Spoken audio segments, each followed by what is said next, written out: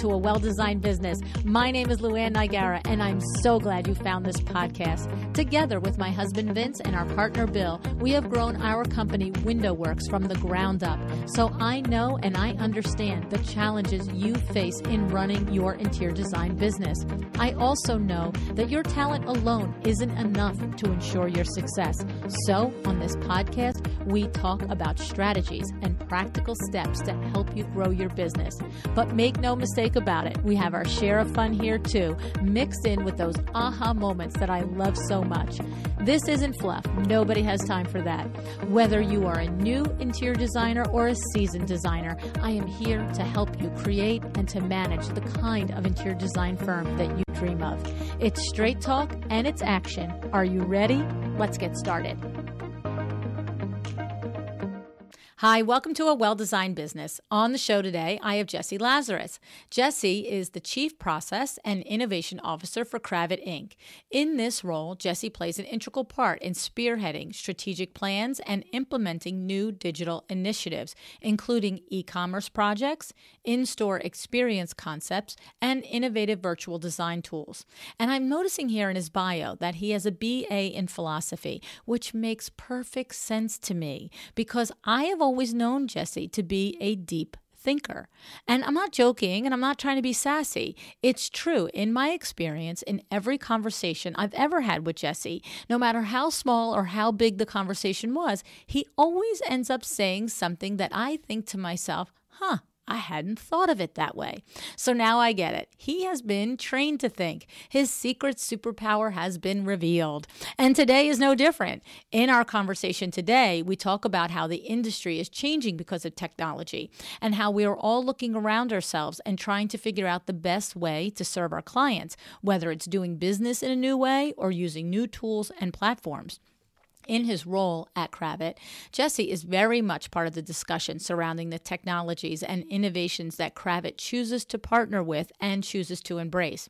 Just like every smart company, they are guided by their company mission, which includes supporting you, the interior designer, in your endeavor to run a profitable business. And you'll see how his thought process includes the check of, does it support our company mission before they even consider the next checkpoints of the idea being presented to them?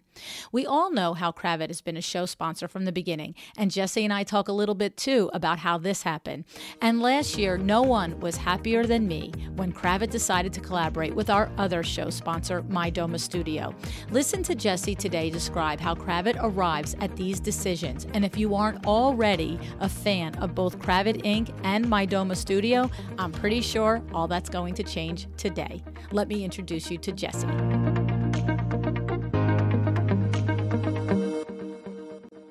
Hey, Jessie, thanks so much for joining me on A Well-Designed Business today. Hi, LuAnn. Thanks for having me. Jess, this is kind of funny that after 3.5 years, this is the first official conversation on the podcast because you're like my podcast fairy godfather. I'm a bit of a behind-the-scenes guy, so this is first for me. Yeah, but I mean, we have a lot of new listeners in the last couple of months, and so there's probably a lot of designers that have not had the benefit of hearing how the podcast came to be sponsored by Kravet. And I'm not going to go through the whole story, but I will just say that I sent an email to you. I got your name, who I should send it to I called the offices there and I was like, if I were going to pitch something, who would I send it to? And this very smart young lady said to me, well, what sort of thing? And I told her it was a podcast. And she said, well, that seems like that would probably go to the marketing department, but I'm not sure who in the marketing department. Let me get the information and get back to you. And I thought to myself, I'm never going to hear from him again. And she did. She emailed me back. And so I wrote this email to you that probably took me about 6 hours to write. But the thing is, and the significant part of it is that it was such an out of the box idea to even think, even the people that I said, I'm going to see if Kravet wants to sponsor this podcast. Like literally to a person, they looked at me like, you're what? Like, why would they do this? And I just thought, at the time, I really was so impressed with curatedkravet.com. And that was like, I'm like, this is a forward thinking company. This is a company that's going into the future, and podcasts are the future, and they might want to be here. But the point of it, all of it is that was exactly the truth. And you emailed me. We set up an appointment for a phone conversation, and it was you, me, and Christine on that call, and we kicked around the ideas. And you know what I remember about that call, Jess? I remember, first of all, you were very formal and very businesslike, and I was very intimidated, okay? But I remember that in minutes, I was switched from I'm not intimidated here. This is a person that is really like gets it. And then I got excited. And then I was like, and you would ask a question. I was like, and this and that. And you would ask another question. I'd be like, and this and that. And like literally 4 days later, you had an answer for me. And I remember, do you remember what you said when we hung up the call? When you said you were going to talk, you had a meeting to talk to Carrie on Monday? Oh, you're going to kill me with trying to remember. I know. Well, I remember all this stuff. Okay, so here's what you said.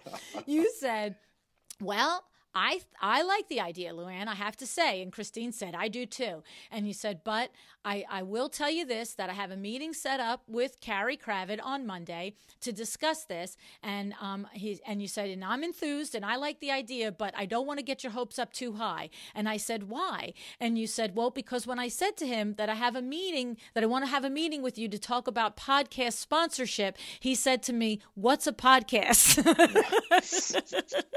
And I was like, well, the Vin Man said the same thing to me 2 months ago, and here we are. So let's just be positive. Well, I have to tell you that there was the email so I can't tell you how many cold emails or cold voicemails pitching things, around the stuff. But the email that you had sent was so well presented and so intriguing. And then the conversation we had in seconds proved that the person who wrote the email was about as genuine as what they were trying to do as possible. And that just engaged us to no end. So there was no doubt in my mind that this was going to be a successful vehicle, and it was something that we wanted to be a part of. Oh my God, that's so amazing. Thank you. I appreciate that so much. It's so true, because you do, and I have said this 1,000 times in live appearances and on the podcast, the environment of the Kravet company that starts with the family and goes all the way to people like yourself and Christine's in Paglione. It's a big company that feels like a little mom and pop shop, that everybody is invested and gets it and interested. And to a person, every designer licensee that I've spoken to that has had and I'm going to call it privilege of developing, whether it's a fabric line, a wall covering line, a furniture line, whatever it is, or a collaboration on Curated Kravet with you guys, 201, they all say the same thing, the experience of working with you. And I said it one time, I think the last time when I interviewed David Phoenix, I made the observation, when one person says it or 3 people say it, okay, but when 10 out of 10 say it, and they say it independently, I'm sure they're not listening and saying, this is what I should say when I get on the podcast. So I think it's the family is part of our brand, right? Yes. And we try to inhabit that in every way we possibly can. So they set the standard, and we try to iterate that culture throughout the company when we can. It's always good to hear that we're successful at doing that, but it's what makes this company a great place to work and a very innovative place to work. And I love that, you've got Sarah and Daniel and Sander that are really, I haven't met Sander yet, but I've met Sarah and Daniel, and they're the same thing. They're the same genuine, warm people that are looking to do some good in their company and for the interior design industry as a whole. It's a really good thing. So I thank you. I said Fairy Godfather. I 100% believe it. And now that you shared that little bit with me, I'm so grateful that you saw the genuine intent that I had. And of course, 3.5 years later, we have both proven to each other what our first impressions were, right?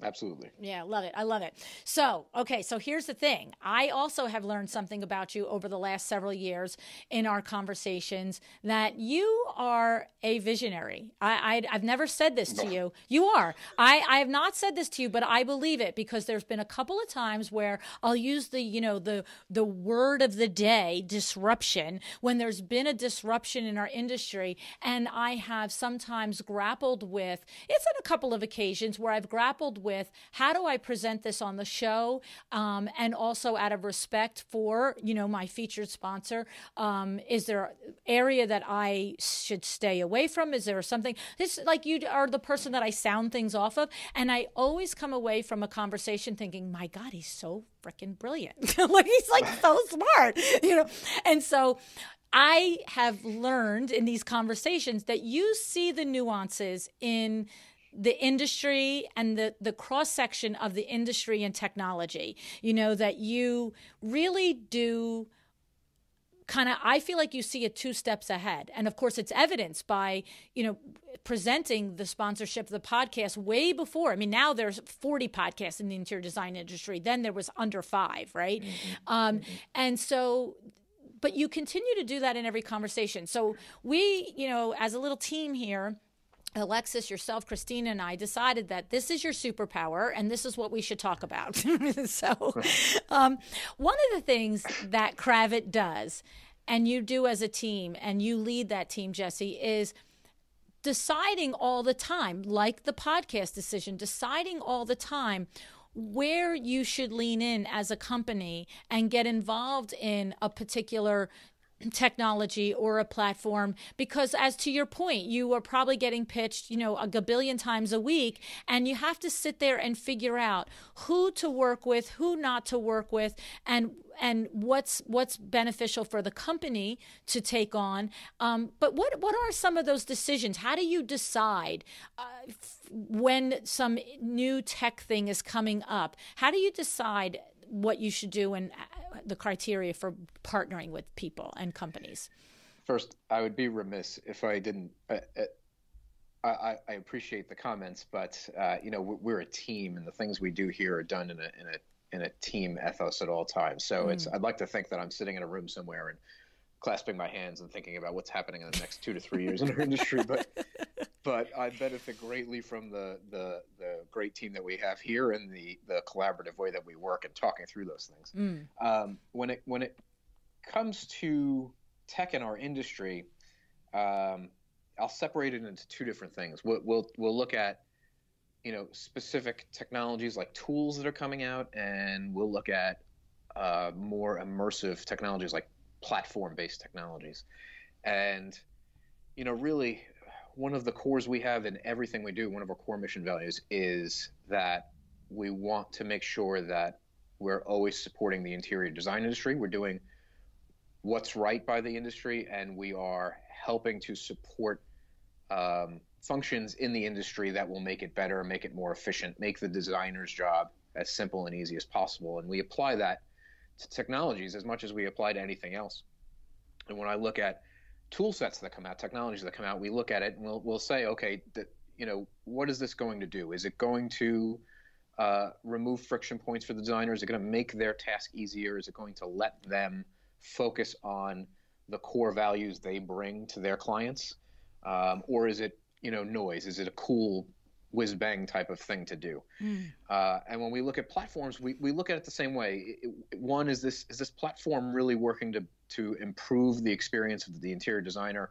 Is it looking to create an efficiency in the industry that doesn't exist today?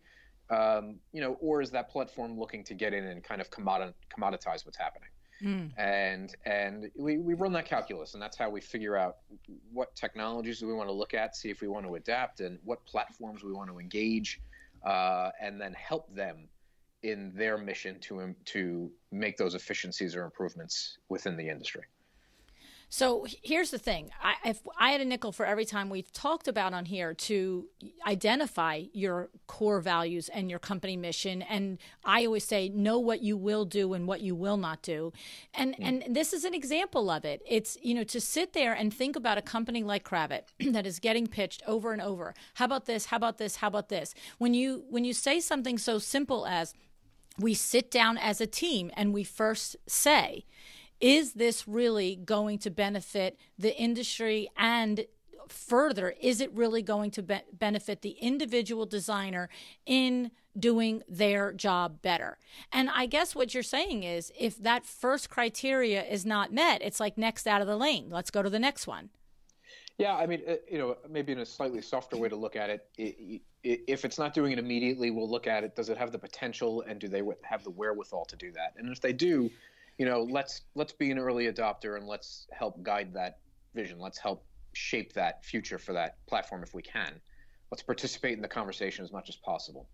But if it looks to be that it's not really in their purview, and it won't be in their purview, then sure, that's okay. Pass. Right. We'll move on. We'll invest our resources somewhere else. Okay, I understand the distinction there. In other words, they don't already have to be expressing or they don't have to already be enjoying success, but you have to see the potential of where it's going to go, and it's going to always go. Like, again, the podcast is a perfect example. I didn't have a show yet, right? I had the idea of a show, and so you said, yes, if this woman actually comes through with what she's saying, this is going to be good. Whereas what you're saying is the same with a new platform or a new technology. It's like, is it ultimately going to serve? Is their vision going to serve? And so if that's the case, you like to be in on the ground floor of that, because what you just said is, if you have the ability to constantly have a voice in the way that vision is shaped, you want to be there for that. Right. Yeah. You have kind of multiple flavors of technology companies that come at our industry. And one is technology companies that partner with people that understand the industry. And then generally they're going to be on the right foot to begin with. And then the other flavor that you have, or another flavor you have, is pure tech companies that look at the industry and just see problems that could be solved. And they're bringing like a real kind of Silicon Valley startup point of view to what's happening, but they may not really understand the industry as a whole. So they may be trying to solve problems that are necessary. They're inherent ways the industry works. They may be trying to solve problems because they see ultimately some kind of retail outcome, because they don't understand the industry as a whole. And it's trying to get a handle on where their perspective is, where their point of view is, what their 1 to 3 year plan for what they're trying to do is, and then engaging when it makes sense. And anytime you see tech partnered with the industry right off the bat, generally that they're working for some benefit of the industry. They're trying to solve a real problem versus looking at just inefficiencies and trying to solve inefficiencies. Sometimes inefficiencies are inherent to the process, especially in a creative industry. Okay, so we might have gone just above my head right there, but I'm going to see.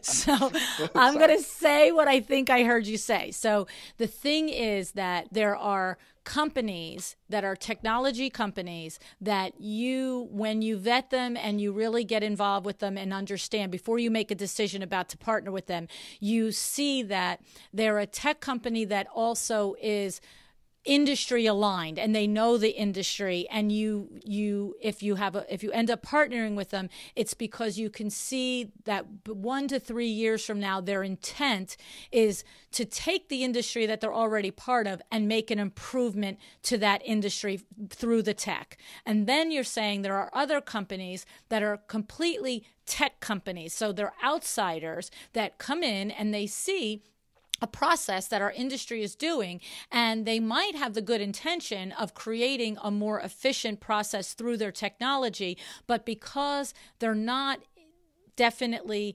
industry people, they might have our back 1 to 3 years later. But if you can't see that they have our back and you see the possibility that they could take a left turn, that's a pass, or that's something you're at least going to sit on. Yeah, I think it's not that they have ill intent by any Right, means. right. It's that they're not looking to They're not actually our get people. engaged in the industry, right? Exactly. It's a They're good way to trying to put it. take in a mean way. We're saying it's inside voice, outside voice, right? So inside voice is they're trying to take advantage. Outside voice is, look, they're entrepreneurs and they're tech people and they see something that help the thing, but their ultimate goal is to create the efficiency, not do something positive that is for the individual persona of a designer. Right, If right. the designer is roadkill on the way, that's okay. Right, and what you tend to see, which is a positive in the end, is that those companies they'll work in the space, then they'll leave the space, but the technology that they create can then be taken and evolved by somebody that's more engaged in the industry afterwards. So they tend to pioneer in areas, in technology areas, and then others can capitalize on the pioneering they do. Right. They make us know it's possible, basically. Right. It's like the 4-minute mile, right? So nobody could run the 4-minute mile until somebody ran it, and then all of a sudden everybody could run it. Right? It was Roger Bannon or whoever, right? Virtual reality is I think, a great example of that, right? Within the last, say, 2 years, there's been hundreds of companies just pouring on about how virtual reality is going to change the industry. But they don't really understand the work product of interior designers. They don't really understand the process that goes through. What they understand is they can create 3D assets real fast, and you can put on goggles and you could see a photorealistic rendering, and what they consider photorealistic might be a little cartoonish. It's not really true to life. But to them, it's immersive and it's great. It's going to work, right? And you can look at that and you can say there's a seed there, but they're not going to be around long enough to see that seed actually germinate. Maybe 5 years from now, when things are incredibly photorealistic and it's integrated into the way designers do their CAD work, and you're starting to see it now. Actually, if you use VR as an example, you're starting to see designers who do 3D CAD work starting to integrate like a VR presentation into what they do. It's starting to break that cusp. But 2 years ago, those companies who were pioneering in it, they've kind of all gotten out of the space because they looked at it, they said, okay, we can do it. Then they also realized that there was 10 other things that had to be done before it would work, and they moved on to things where they'd be able to quickly strike and sell off for IPO or whatever. Right. And now companies that are involved in the space, involved in the industry, designers themselves are taking those technologies and starting to evolve them for the way they're going to work best for the industry. Right. And so basically what you're saying is that to the pure tech company, they look at it and like, this would be awesome for interior designers to have, virtual reality 3D thing. But the designers are like, that looks like my kid's Nintendo game. That's not a word anymore, Nintendo, is it? What is it? Xbox game. Okay. That looks like my kid's Nintendo game. That doesn't look like my gorgeous, designs. And so therefore the disconnect is there. Whereas an industry person developing that technology would understand the level of quality that it has to be. But I get it. So I love it. So those people walk away, but they open our eyes in the industry to maybe somebody should pick this ball up and bring it across the finish line. Absolutely. Okay, understood. All right, so this is like, the elephant in the room. I can't go by it. So we do have MyDoma Studio that you've recently partnered with last spring 2019. And so tell us a little bit. I know this is, look, you're both my sponsors, so there's no way I'm not going to take this opportunity to talk about this. But this is a company that, is doing tech for the design industry, and this is a company that you have vetted, and you have made a decision to work with them. Tell us a little bit about that reasoning and partnership. Yeah, I mean, it's that same calculus.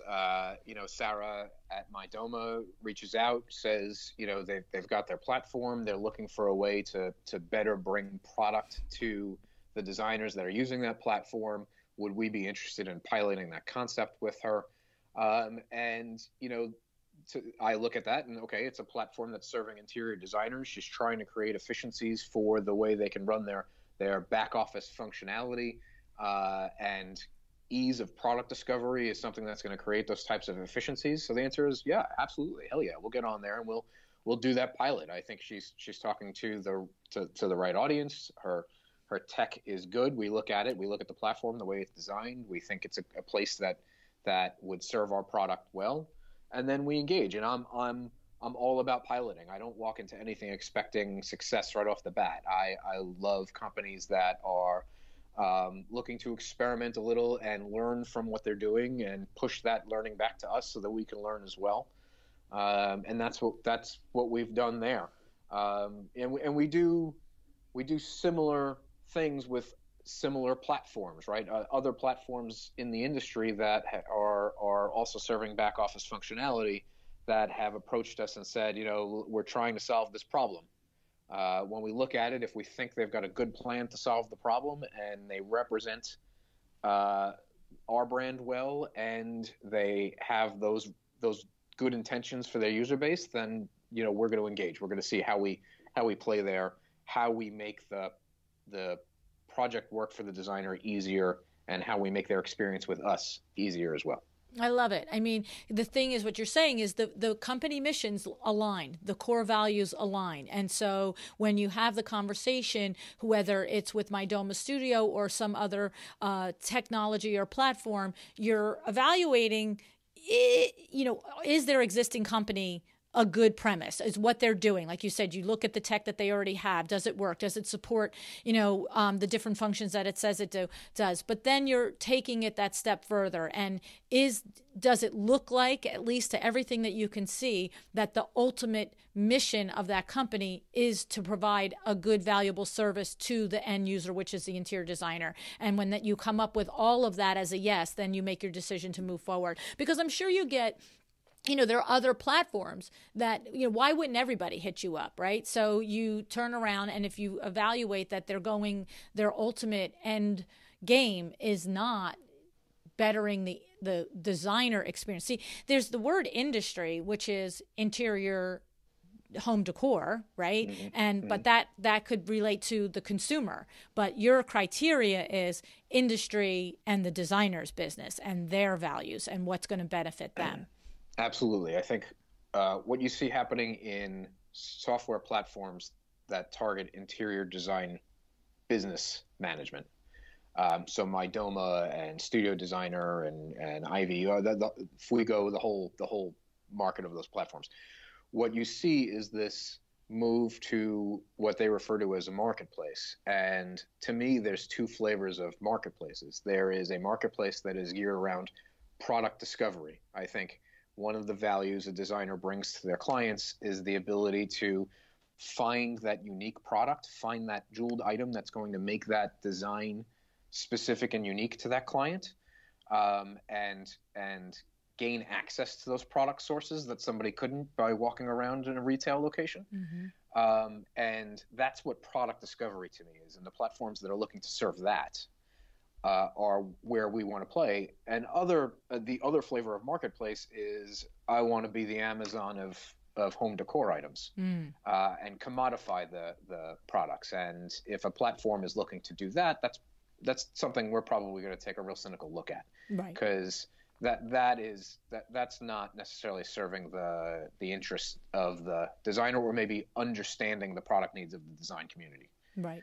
Right. I love it. So, I mean, and the thing is, you're Kravet, so it's your choice to say, this is our vision and the way we run our company. Another company out there might be like, heck yeah, let's get involved in that, the mass marketing of all this stuff to every single Tom, Dick, and Harry. But as a company, you have decided that you're going to stay aligned with the interior designer and their best interests. And if the ultimate road ends all the way up with the consumer having anything and everything that the designer have, that's not your game. Right. And I'm not going to sit here and say we get it right 100% of the time. Right. That's, again, why I like companies that are willing to experiment, willing to pilot. We both learn. We can figure out if the long-term engagement is good for both of us, and then decide to carry on or not. So, we hope we get it in the first vet of, is this a company that we want to do business with? But if we don't, then we learn from our experience with them, and then we decide if it's a longer-term partnership. Mm-hmm. I love it. Well, that's the truth. You don't have a crystal ball. So when you say we pilot with them, you probably have, a term of contract where, let's see if and then if there's any point where you look like you're taking a left turn, we have an exit strategy. Yes. Yeah. And software companies they're like any other company. They unless they're bootstrapping themselves, which some do, they have investors. Investors are looking for certain returns. Their business plan may change because they're not getting the returns they're looking for. You have to have the ability to navigate that. Okay. All right. So what do you think, Jess, about this? So moving to the actual interior designer doing business, right? And so coming to High Point Marketing, going to the different showrooms, and the designers that live in remote areas and don't have access to showrooms. How do you see, like, you've been in, how many years have you been in the industry, and how many years are you with Kravet?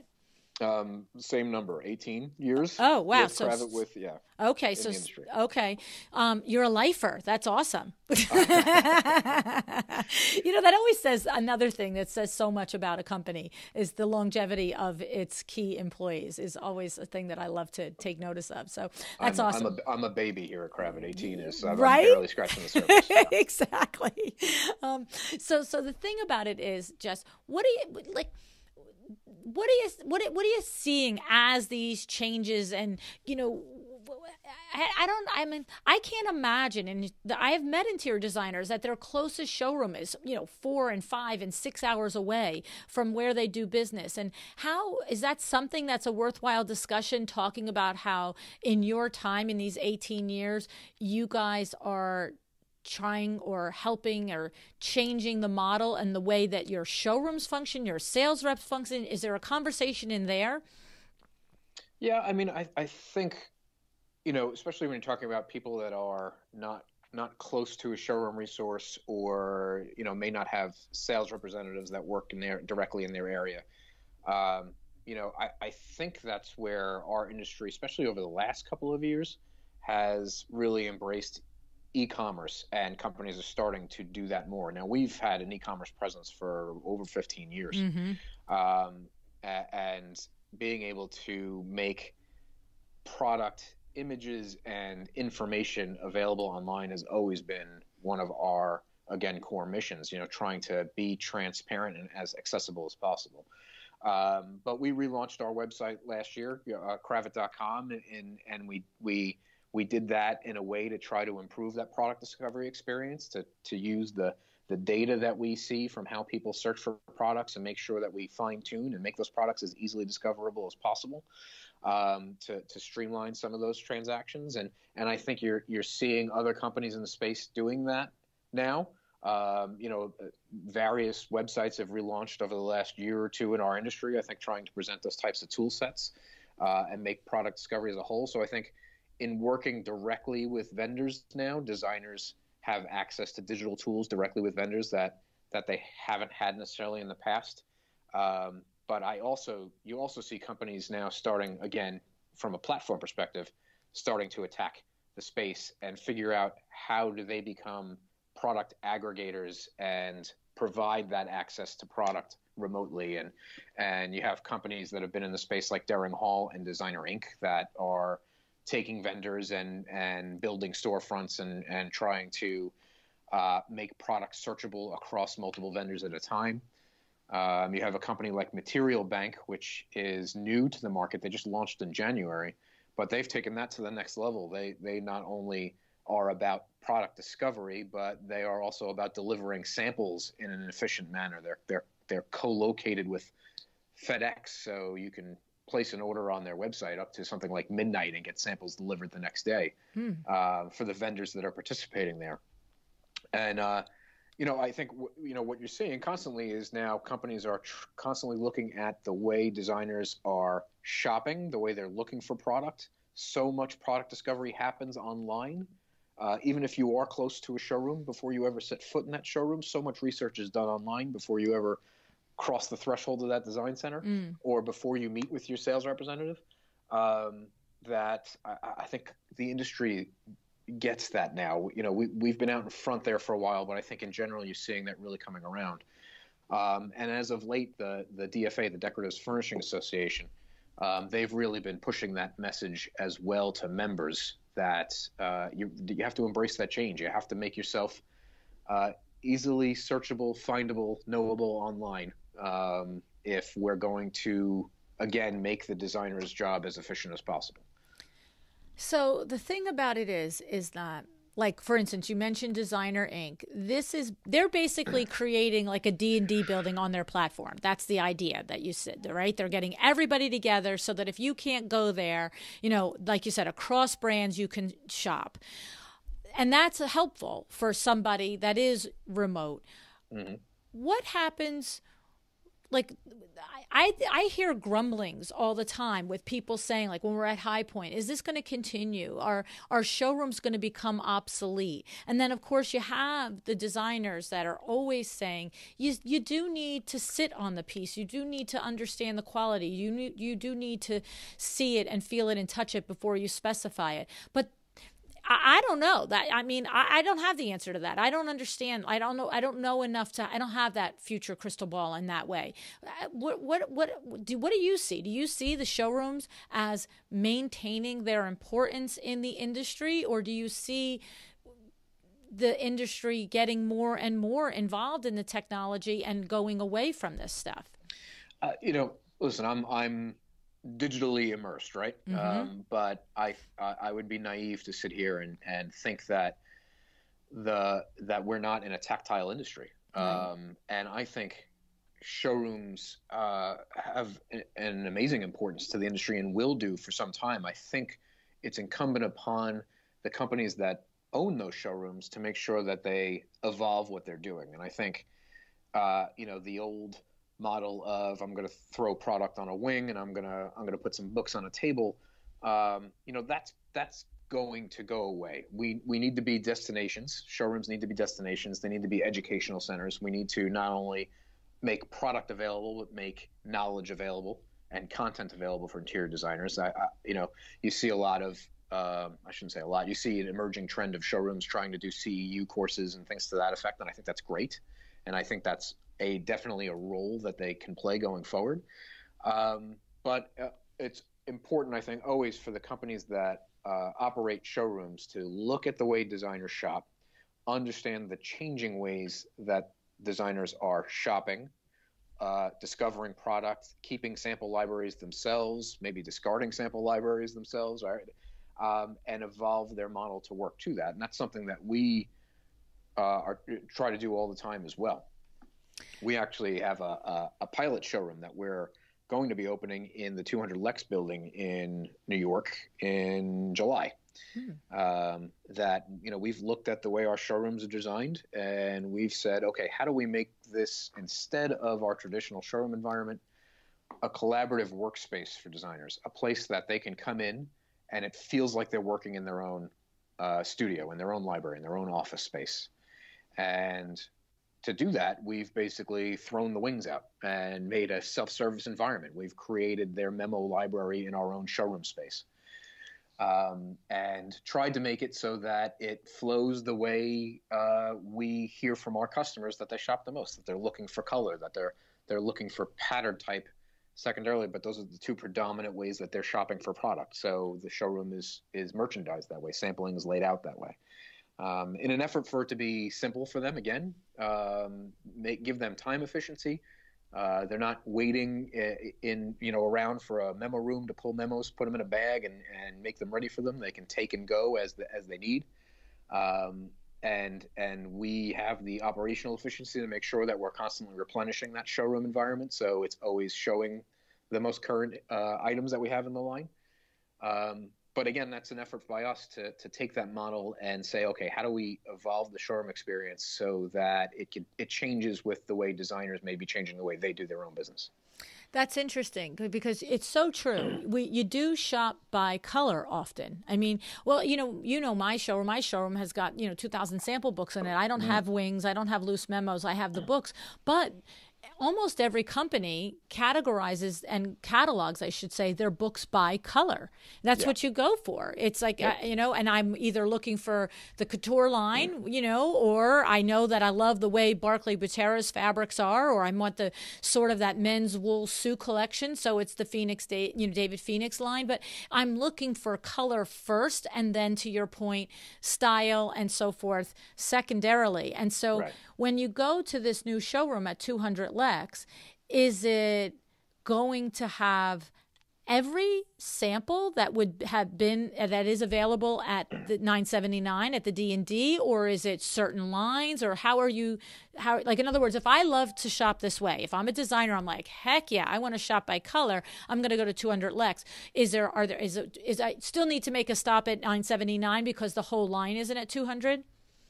We will show the vast majority of the line in 200 Lex, right? We've been able to really do it and develop a really efficient way to do that. Wow. And one of the other things we've tried to do with the pilot is we've now this is where I come into it. We've built technology into the concept, not as a draw point, not as a main focus, but as a subtle supportive tool for the designers when they're in that space. And what I mean by that is, we have some kiosks built out that a designer, if they've got a sample in their hand that's blue and they want to know if it also comes in red, they can quick scan that sample and the kiosk will tell them, it'll show them the red and then tell them where in the showroom they could find that other sample.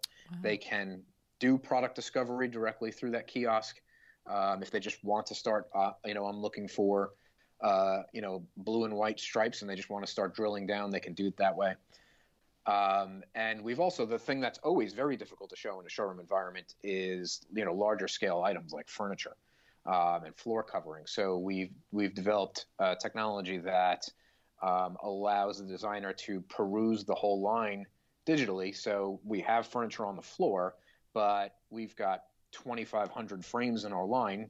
So if there's 20 on the floor, you can quickly go to this other device, which is a large screen touchscreen device, and peruse through the catalog and print tear sheets on demand to take away with you, or digitally share them. You can email or text them to yourself, to a client, whatever you'd like to do at that point. Wow. Now, is there any reason to not have these kiosks at the very least? Of course, not the whole sampling concept at $9.79. Like, what's the thinking on that? It just, again, my self-professed love of piloting. I like to. Okay, let's see if it works first, LuAnn. Right? Yeah. I mean, it's. My team here probably gets tired of hearing me say "done, not perfect."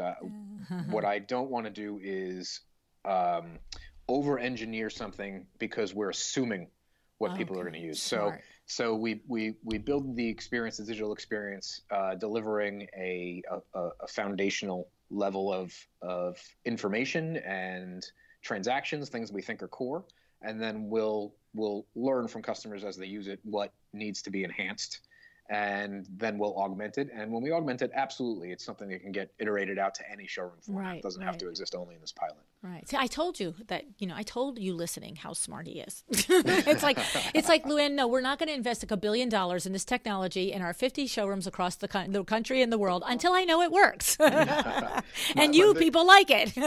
My biggest fear is ivory tower syndrome.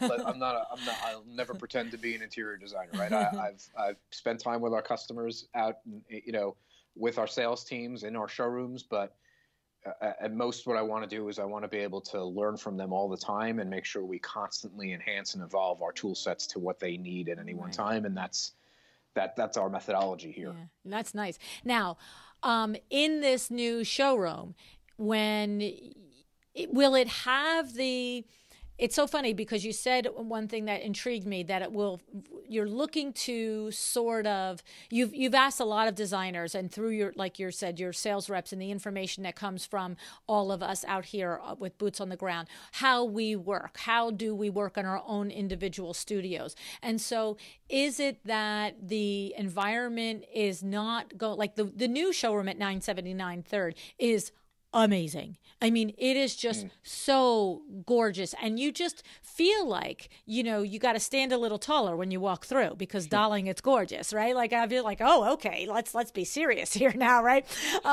So is it that this is going to have that, or is it like, I'm coming here to work, so here's all my samples, here's a work table, I'm going to sit and do this, let me put my papers out. Where is this? Because I'm feeling like I'm hearing a little of that, or you're like, no, it's still going to be this amazing, beautiful environment that you have to like stand up straight and walk in. No, I think I'm not denigrating that. No, there's room in the universe for both of those concepts, I think. But I mean, it's going to represent our brand. It's going to be a place that demonstrates the beauty and luxury of what we do. But yes, it's meant to be a collaborative workspace. It's meant to be a place that the designer is comfortable in coming in, spreading out on a work table, pulling samples, working on schemes, leave a mess if they want to, but hopefully they walk away having found the product they want, feeling like their time was spent in a more efficient manner. And our sales team is still there to augment that process for them as well. It could be a collaborative space for them and their clients if they feel so inclined, just for them themselves if they just want to spread out and work. Sounds like the Starbucks of the showrooms. That's what I'm getting. Listen, we're known for our Starbucks machines in our showrooms, I think. Definitely it's meant to be a slightly more relaxed environment than your more traditional design center showroom, I think. Because it's meant to be, as I said, a workspace. Yeah, that's what we're calling it. Yeah. Oh, you're calling it that. Okay. Yeah, and that's what it's meant to be. It's a place for designers to feel comfortable in using our sample library as if they're using their own sample library. Well, it's so smart because how many designers are working in their own, studio office, which is their home office, and maybe it's got 3 kids that are running under their feet, or their husband or spouse also works from home, and to give a space. Because, of course, I know you can go into 979 and find a table and plop down and work. Nobody's ever going to look at you sideways in a Kravet showroom and say, what are you doing here? Right, but it sounds like it is that more environment, that workspace environment, like come and really do your work here. And I have to say, I remember, I have no idea if you were technically the first showroom at 979 to do it, but I remember feeling like you were, that when you did a reno, I don't know how many years ago, I couldn't tell you if it was 8 years ago, 5 years ago, 10 years ago, but it wasn't a minute ago, at the other location, when all of a sudden there was the tables and there was coffee machines and there was fruit and bagels out. And it was like, oh, I could have a meeting here. They're not going to be like, why are you plopped down here for an hour and a half? Get up and move. Yeah, absolutely. Yeah. Absolutely. It's about creating a comfortable work environment, I think, a comfortable atmosphere. It's nice because it's needed. I mean, look, I've been going to the D&D since the early 80s. And, at first there was no place to eat and no place to get any snack or food except for the kiosk on the first floor. And then there was the other one, but the designer's lounge. I mean, I walked in once. I'm like, no, this is not my bag. I'm like, no, this is not me. And then it was like, oh, I can have a glass of water, a cup of coffee, and an apple. That's great. I grab it. Yeah, well, and I think, if you're somebody who's experienced in the industry and you've been working within it for a number of years, the design centers become something that you're used to and comfortable with. But I think if you're new to the industry, that could be a very foreboding experience, right? Some design centers can be, they're not necessarily welcoming places if you don't have that knowledge and experience. So, again, another hope for this type of showroom design is that it breaks that wall down a little, that whether you've got 30 years experience or you're fresh out of design school, you feel like it's a place that you can come work, spend your time and feel like you're spending it efficiently. This is really interesting concept, what you're doing. So you're taking that experience one more step further and really making it a place to gather and to collaborate and to work and get help and say, okay, I've got 4 pieces in this scheme here and I need another one. Can you help me? And your showroom people will work with you and help you. Yeah, absolutely. Again, it's in the vein of how do we make the designer's job easier? How do we make ourselves as simple for them to work with as possible? How do we be as respectful of their time, which is their most limited resource? How do we make sure that it is expended wisely and capitalized on when they're with us? And we're such a small industry. Every relationship is important, and doing, I think, a pilot like this is, again, a way for us to show that, to honor that relationship and make sure that we're working for the benefit of the designer at all times, and we're trying to remove those friction points as much as possible. Nice. I love it. And you know what? It's smart business too, because if I plot myself down there and I create my whole story there with furniture, lighting, rugs, and fabric, well, then why do I need to shop the rest of the building? So it's, good business, Kravet. But if I can do all that, why not? Right? Why not? Why not make my own life easier too? Why do I have to traipse through 20 floors, right? So, okay, I love it. And that's going to open summer, July 2019. Correct. Okay, yeah. Very exciting. Very good. So is there anything else? I mean, this is a cool, new, exciting innovation that you guys are creating in the industry. Are there other things that you are either seeing happening in the industry, Jesse, that are important that we should be with an eye to, or anything else that you guys have your eyeball on that you're involved in or preparing? Well, in general, I think the last couple of years have been very exciting in our industry from a technology perspective, because there are so many different tech companies attacking the space, and they all look at the industry as a central issue. You know, it's a creative industry that has existing inefficiencies and processes. They all attack it from different angles, so you just see a lot of cool things happening. You see things happen that disappear overnight, but you also see a lot of great things happening. I think one of the greatest things I've seen that's an offshoot of just the social media age we live in is the socialization that you see happening with interior designers, right? You've got like Facebook groups that are closed communities for designers to just be able to speak to each other. You know, I'm looking for this. Does anybody have sources? I've had this issue with the supplier. I'm looking for references on this type of thing. Does somebody have a receiver in this market?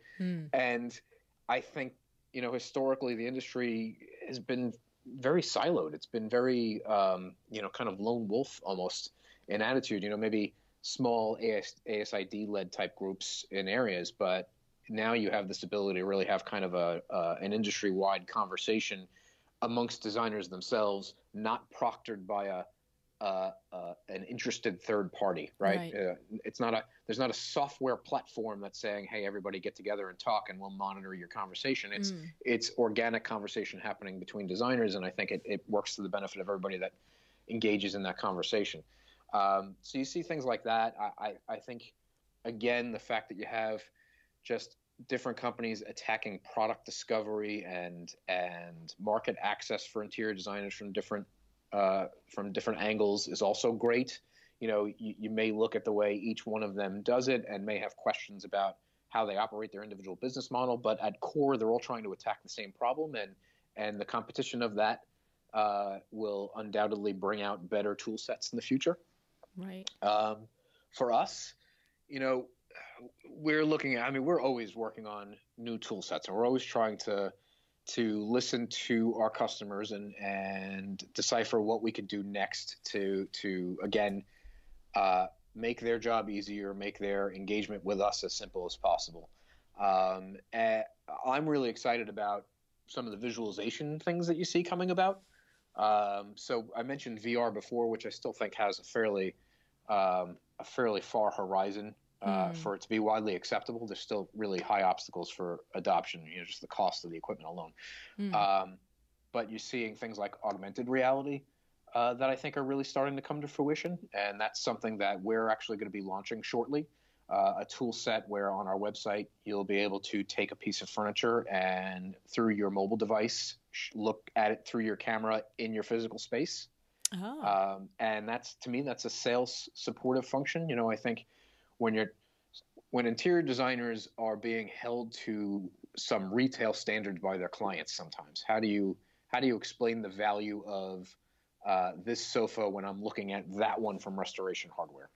And I think when you can do things like allow them to show that piece in a photorealistic way to their client in their own space, you know, that's got the potential to have great benefit for them. Again, I'm a big fan for piloting, so I'm willing to have customers tell me they don't agree with that, but we're going to try and put it out there anyway. And I think it really has some great applicability for it. So that's something that we're going to have out probably in the next 2 weeks. Wow. And will that be furniture, lighting, carpeting, your whole line, or you're starting it with furniture? Starting it small. We're starting with furniture. Okay. And again, we'll see how people use it. We'll listen to their feedback. We'll evolve it, and with success, we'll expand it. So what made you decide to do this, and why do you say specifically you see it as a tool to help the consumer? Like, why do you think that's a tool to get over the restoration and the retail buying? What's the angle there? Because again, we're a tactile industry, and if you can get a client into a showroom to sit on a sofa, obviously that's the best, right? That's the best option possible, because they're going to understand the build of that sofa, the quality of it, the level of luxury that they're investing in. But if you don't have access to that, my task has to be, well, how do I solve the tactile in a digital way? And the next best thing, without being able to have access to that, is to be able to really get a photorealistic concept of what that's going to look like in space. So maybe they can't sit in it, but they can understand the scale. They can understand how it's going to look in their space. Okay. They're gonna understand how it fits in with the design concept as a whole. And maybe it becomes easier than if you just had a tear sheet, right? A two-dimensional tear sheet with a photo of the frame that doesn't look anything like the fabric that they're going to get in the end, or the wood finish that's going to be used. It's a more dynamic way to present it. Wow. Maybe a designer never uses it with a client. Maybe I'm overthinking that process. Maybe it's just something they use themselves, so they have a better understanding. So they can sell it really with full, conviction. Absolutely. Again, that's, one of the things that we have to do digitally through our websites, through our social media, through our blogs, is we have to constantly provide our customers the information, knowledge, tools that they need to be able to then sell on, right? And to me, an augmented reality function is one of those things, and I think it's got great potential. We're very excited about it. Neat. And that's coming out in June, July 2019 also. Yeah, it should be out right in the beginning of July. Wow, exciting. All right. So we're going to wrap up pretty soon here, but I have one question that I know has become, especially in the last couple of months, Jesse, a conversation that I keep hearing over and over again, especially at live events, is the movement with interior designers collaborating and forming their own buying groups. And so one designer might have stocking dealer pricing with, a vendor, and another designer has stocking dealer pricing with a different one, but they band together and designer A places her product orders under designer B. And it's a very, on one hand, it's from a practical standpoint, like my fear is, okay, so designer B who was placing my order better be like smart and better be on her game and better be process driven. But beyond that, they're all able to buy product at the very lowest price that the marketplace puts it out there without having to each of them meet their minimums and their opening product purchases and so forth.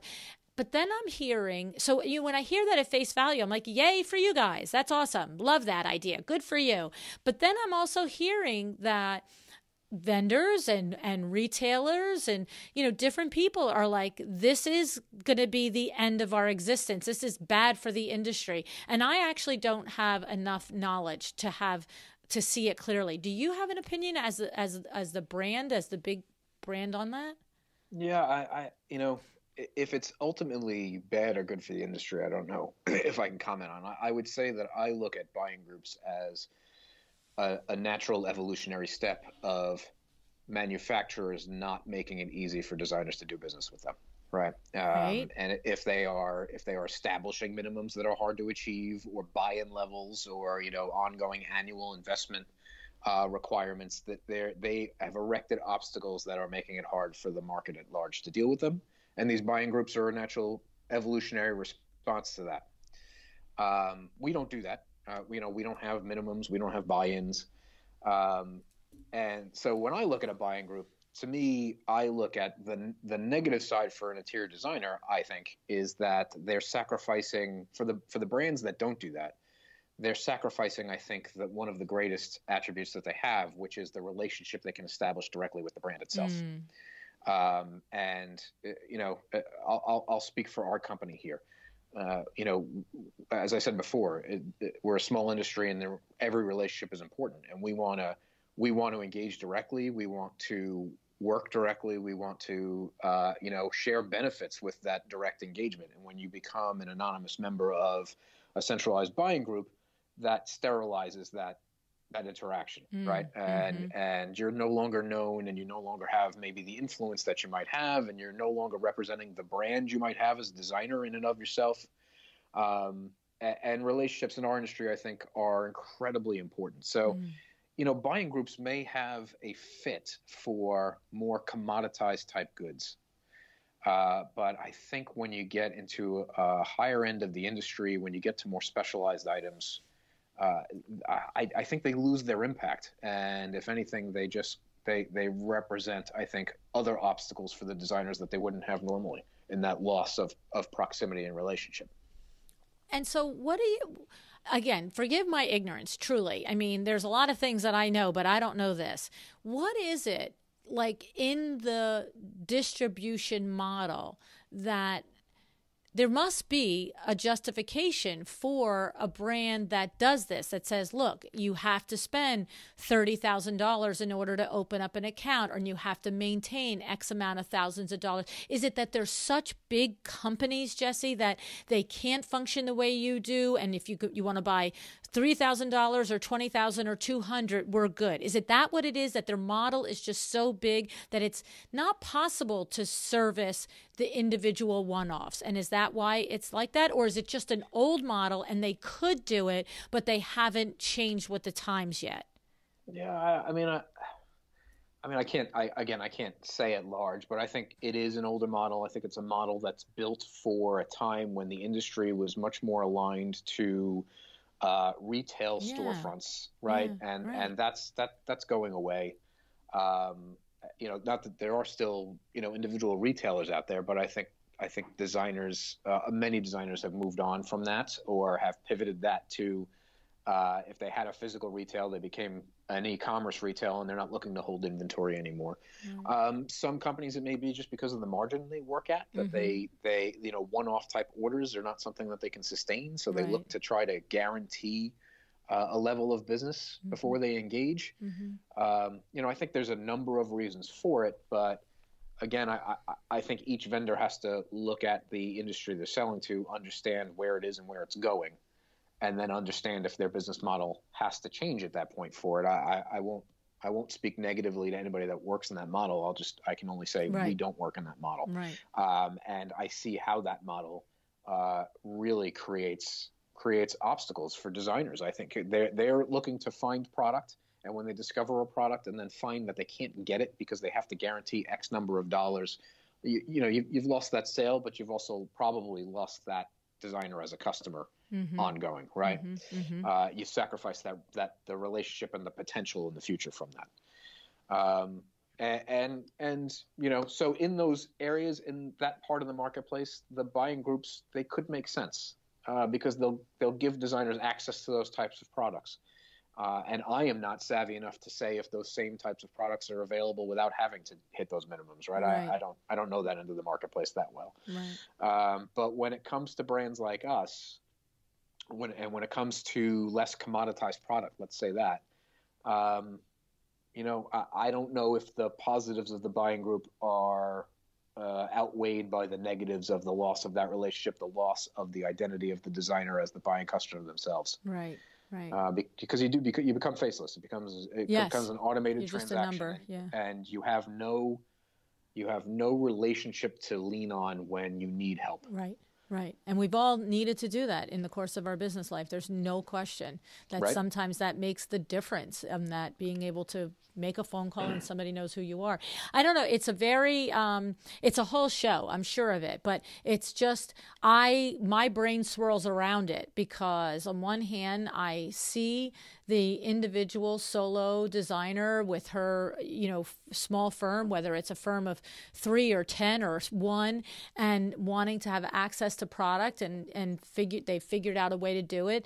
Then I see the plight of that middle retail designer. I mean, I have friends that are designers that have retail stores that, they're selling to designers. And so then they go away, and it's just, but what I wondered if there is helicopter view that is like, yes, it's not good guys and bad guys. It's just one more evolution of technology. I mean, that is a byproduct of technology, right? Because 6, 7, 8, 10 years ago, you couldn't even really effectively manage a buying group of any size without the internet and email and all of that stuff. Like that's how would I even know a designer that has a buying group in the middle of Iowa and I'm here in New Jersey, right?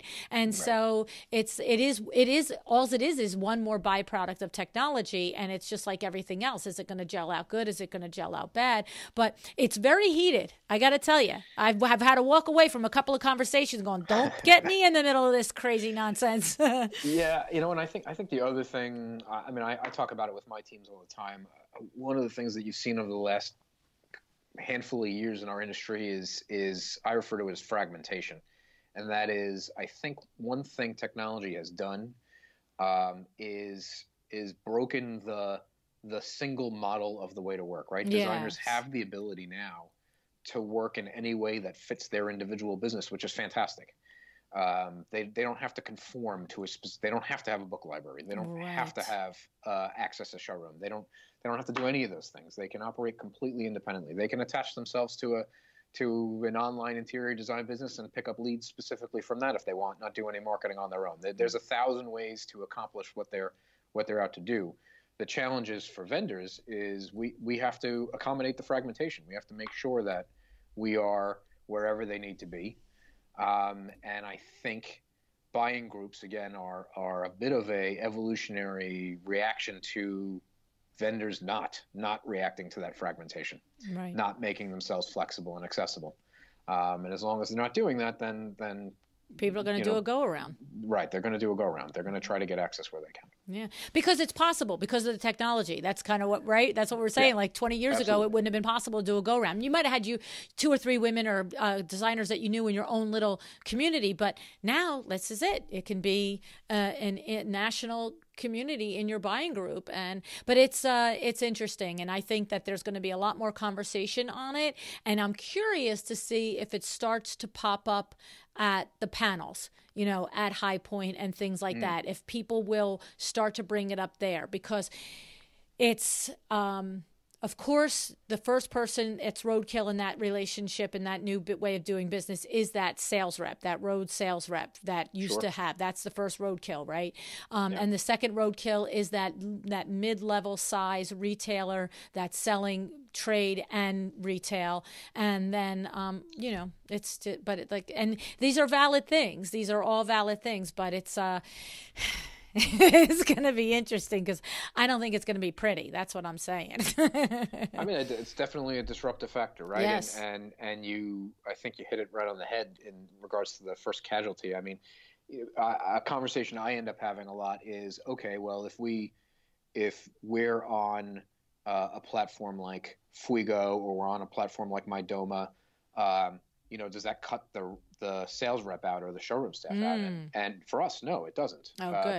Because that platform is a place where a designer is going and building a client specification and issuing a purchase order to a vendor, and they've still have sampling and a relationship with that salesperson, and they probably have meetings with that person. The salesperson, whether in the showroom or on the road, is influencing that designer, is helping that designer, assisting that designer in some particular way. When you look at these buying groups, though, that becomes invisible. Right.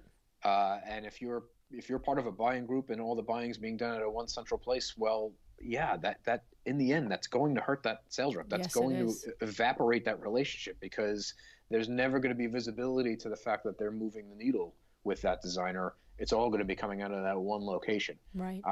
And in the end, that can't be a good thing for the various designers that may be in that buying group. So again, to me, that brings it back to more commodified product, and things that are maybe a little more high touch, probably not being fit in that model longer term. and I think that's really where the sales rep and the showroom staff really bring their value, is in the higher touch environments. Well, it'll be interesting to see where it goes. And my guess is that a year from now, the conversation will have more layers to it and more information and more changes that have happened because of this, because it feels like a little bit of a freight train running down the track to me. It does, right? The thing is, technology is agnostic, right? Technology is neither good nor bad. Right. And digital evolution will continue to happen, and it'll neither be good nor bad. What's good or bad is how the people who employ the technology decide to do that. Yeah. And that's what you always have to kind of keep an eye on. Yeah. And that's again, when circle back to the beginning of the show, when we look to see who we're going to engage with, how we're going to engage. That's one of the things we try to factor in there. Right. The technology is agnostic to what's going to happen.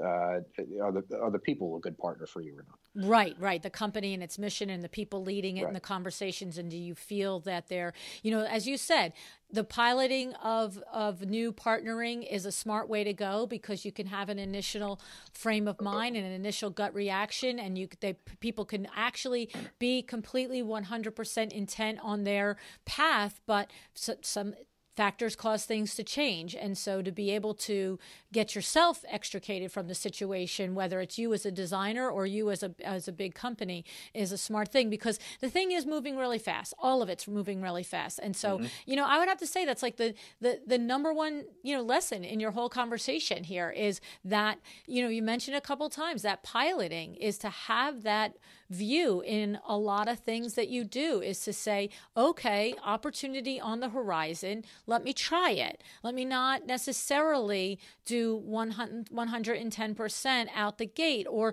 give it 110%, but have the exit plan and be open to, I'm not a big fan of doing anything halfway, right? So you do it to your full extent and ability, but have the exit plan and don't be so head down that you're not aware of, hey, this thing isn't on the same direction and it's not sharing the same values and it's not going in the same place as me, whether it's an individual client, it's a brand, it's a technology platform, whatever it might be. But I think that's your message, Jess. Yeah, you gotta go on a couple of dates before you get married. That's basically the message, right? Exactly. That's it, right? We don't go out and buy the ring the first date. Right. Awesome. Well, I just adore you. I really do. And I've never said that to you out loud like that, but I adore you. And I just really thank you for everything. I just love your passion for the industry. I love your passion for Kravet. And I just am so grateful that you actually saw me as one of those potential partners that had the flicker of something that could be good, and that, it continues, and that we've, really created a really cool thing here, all of us together. And I thank you for that, Jesse. Oh, well, thank you, LuAnn. I mean, we love what you do, and the pace at which you continue to innovate amazes us all the time. But we're happy to be along for the ride for it, and be a part of the process. So thank you. You're welcome. Thank you.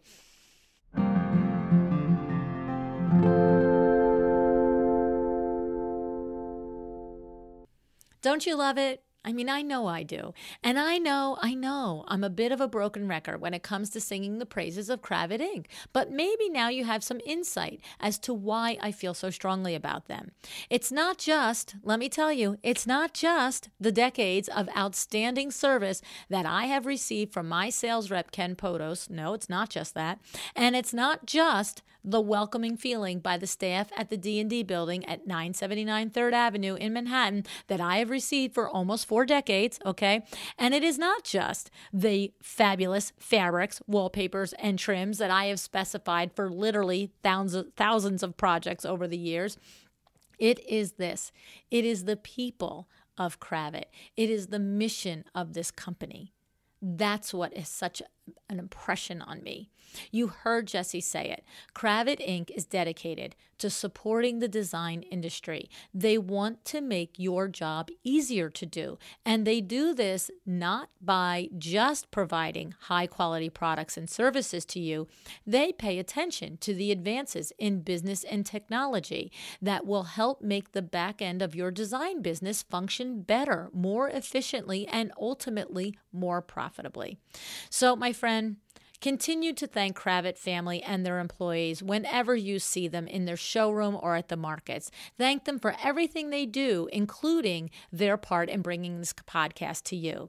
And if you don't have your own trade account yet at Kravet, I mean, what are you waiting for? Seriously, okay? You need to go to Kravet.com and sign up for your trade account, okay? And if you're in the New York metro area this summer, please stop by and see both of the showrooms. Of course, the showroom at 979 3rd was redone about a year and a half ago, and it is absolutely exquisite. And then looking forward to the new showroom being redone at 200 Lex later this summer, all right?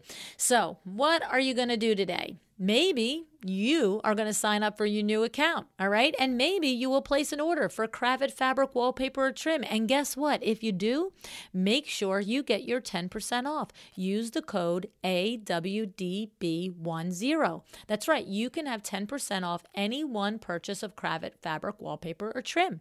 My advice, save it up for a nice big order. That's what I would do, okay? Or maybe what you're going to do today is sign up for MyDoma Studio. Okay, you can do that at mydomastudio.com/awell-designed-business. And you know what? When you get there, you're going to find all of the curated Kravet furniture, lighting, accessories, and rugs loaded right up into your MyDoma Studio platform. And you know what that means? That means you don't have to go in and out looking for a light, looking for an accessory, looking for a tray, looking for a rug. You can do it right within the MyDoma platform, and you can slide it right into a project, and you can slide it right into a proposal. And guess what? Your client can buy it right there, and you can start making your dollar bills. Okay? So what are you going to do today to move your business forward? All right? Maybe you're inspired to get clear on your mission statement and core values as a business owner. It's a worthwhile exercise, one that if you haven't done it, you really need to do it, okay? Whatever you do, make a decision today to take one aspect of your business and move that needle just a little bit further, okay? Decide to be excellent. Thank you so much for joining me again today. This podcast is a production of WindowWorks, your resource for custom window treatments and awnings. To learn how we can help you on your next interior design project, go to www.windowworks-nj.com. And if you're interested in working with me on your business, either through masterminds or one-on-one coaching, or you want to know how to get my book, The Making of a Well-Designed Business, or you just want to know what's going on in the podcast land and where I'm going to be, all of that is found at LuAnnNigara.com. Thank you so much. Have an excellent day.